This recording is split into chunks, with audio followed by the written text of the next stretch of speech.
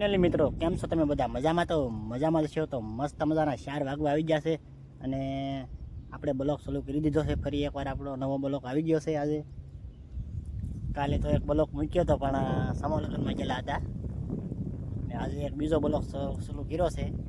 તો ફરી વાર આપણે ખેતરમાં આવી ગયા છે આજે, કારણ કે 3-4 દિવસથી કામ કંઈ કર્યું નહોતું. સોનલે હાથ પાઈ એને લાવવી પડે ને, કારણ કે હમણાં આપણે 4-5 જણા એકલા લાડવા ખાતા હતા. તો લાડવા ખાતા થાકી ગયા છે ને આજ ફરીથી આપણે આવી ગયા છે પાછા આપણી વાડીમાં. કારણ કે વાડીમાં આવી તો ગયા છે ફેમિલી. તો શું કામ આવી તમને બધાને હું જણાવી દઉં.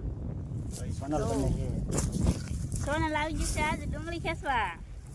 તો ડુંગળીના તો 2 કેરા ખેંચી નાખ્યા છે. ખેંચતા તો સવાર દીઠાની પણ મેં કીધું આપણે અત્યારે હવે હાથ પડવા આવી જશે. એક નાનો આમ તો બ્લોક બનાવી નાખીએ. તો ફેમિલી આપણી ડુંગળી આવી છે. તો શું મને બધા જણાવી દેજો કેવી છે ડુંગળી. મેં ભાઈ મિત્રો હારી નથી ગોતી. ફેમિલી તમે બધા એથી જોઈ શકો છો, બધી એવી ડુંગળી છે. કહેતા હોય તો હું ખોઈને બનાવી દઉં. આજ જોઈ લો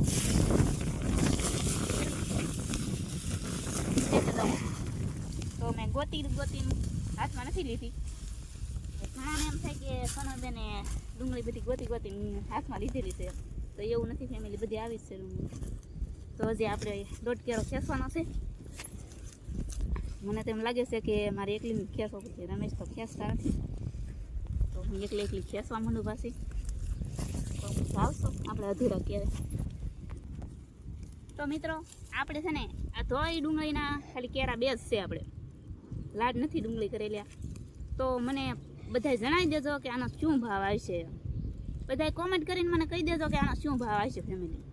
આપણે લાડ બધી ડુંગળી તો નથી, આપણે નાના માણસ કહેવાય એટલે થોડી ડુંગળી હોય. આપણે રાતી ડુંગળી ઘણી હતી, ઘણી ખરી વેસાઈ ગઈ, થોડી ઘણી પડી છે, બધું છે. તો આનો શું ભાવ આવશે એ મને જણાવી દેજો ફેમિલી. તો મિત્રો આ છે આપણે લાલ ડુંગળી. કારણ કે હવે થોડીક જ છે, વીઘાની ગઈ છે. વીઘા ઉપર એકાદો કેરો હોય છે એટલી છે. બીજી બધી તો અમારે વેસાઈ ગઈ ડુંગળી. આ એટલી ખેંચેલી પડી છે. તો મિત્રો હું હારમાંથી તમને બતાવી દઉં કેવી છે ડુંગળી. આપણે આ ડુંગળી ખેંચે તો કેટલું નાખ્યું છે, વગર પણ મુકાઈ જશે. તો આ છે લાલ ડુંગળી. ફેમિલી મેં ગોતી નથી લીધી. તો સાઈઝ આ નાની ડુંગળી છે, આનાથી મોટી પણ આમાં છે. તો મારા ભાઈ આમાં બધા કોમેન્ટ કરીને જણાવી દેજો કે આમાં શું ભાવ આવી છે. જેટલો આવે તો આપણું તો નથી હાલતું કંઈ. અમારે તો આ કેદું ખેંચેલી છે. વાટમાં કેદી મુહૂર્ત આવે કાંઈ નક્કી નહીં. કાલે આવી જાય તો સારું કહેવાય, નકર તો આપણે એકલા વાઢવી પડશે એવું લાગે છે. કારણ કે હમણાં છે ને દાળિયાને એમ આવતા ફેમિલી બધાય છે ને ડુંગળી ખેંચે વાઢે તો દાળિયાને એમ આવતા. આપણે ડુંગળી ખેંચેલી પડી છે. કારણ કે હવે છે ને ફેમિલી થોડાક એવા દાળિયા આવી જાય ને તો વધારે જાય. કારણ કે હવે 6-7 કેરામાં જ છે. બીજી તો બાકી બધી વેસાઈ ગઈ છે. કારણ કે હવે થોડાક દાળિયા મળી જાય ને 10-15 તો કામ થઈ જાય એવું છે. કારણ કે ખેંચાય તો બધી ગયેલી જ છે.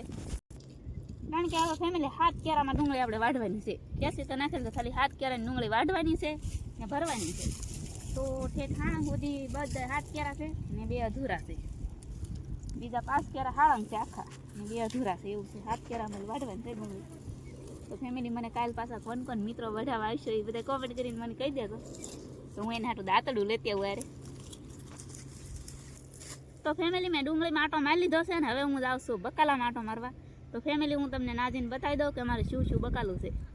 કારણ કે હું હજી હાલી જાઉં છું, પૂગી નથી. તો હું જાઉં છું. તો બ્લોકમાં બધા બના રહેજો. તો ફેમિલી આ છે આપણા સોળા. આ સોળા છે, હાડી સોળા નથી ફેમિલી, વટાણિયા સોળા છે. હજી સોળા સલું તો થઈ ગયા છે. હજી બહુ આપણે લાડ નથી સલું ચા, ખાવા પૂરતી સલું ચા છે. બીજો હજી બકાલો આગળ છે, એ તો આવશું કેમ છે કેમ નહીં. આપણે આગળ હેલા જઈશી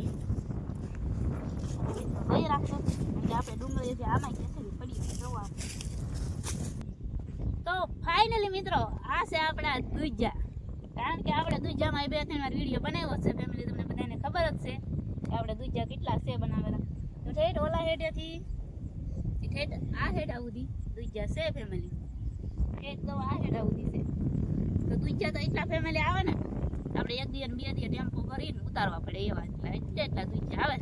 ટેમ્પો ફેરીને વકલ ઉતારવા પડે એમ કે પણ અમે ટેમ્પોમાં નહીં લીધા હતા, અમે વકલમાં લઈ જાય છે. હરો વકલ તો ટેમ્પોમાં જાય ને. 6-7 વકલ ઉતરે.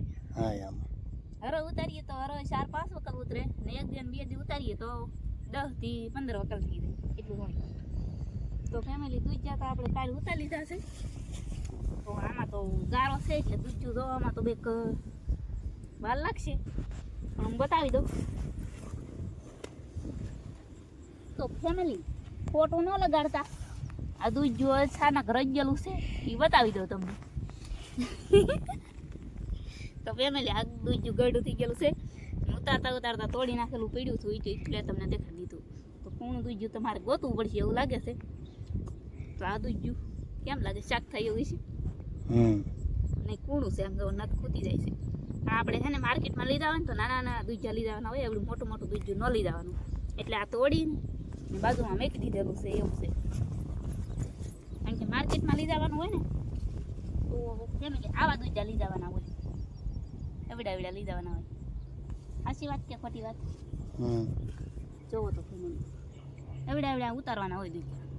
પછી આવું કોઈક મોટું થઈ જાય કે જોઈ આવી ગીનું આમ દેખાણું ન હોય ને તો બીજી વાર ઉતારવા જાય ને મોટા થઈ જાય તો પછી તોડી નાખવું પડે, નકર વેલો ગરડો થઈ જાય એવું હોય. એટલે મિત્રો આપણે બધે બકાલામાં આટો મારી લીધો છે અને આટો મારીને હવે સોનલને થોડુંક બકાલું ઉતારવાનું છે. તો બકાલું ઉતારી નાખે પછી આપણે જવું છે હવે ઘરે. અને ટાઈમ પણ ઘણો થઈ ગયો છે, કારણ કે અમારે કોટડે જવાનું, ટાંકલિયા જવાનું એટલે વાર લાગે. સોરી ભૂલ પડી ગઈ.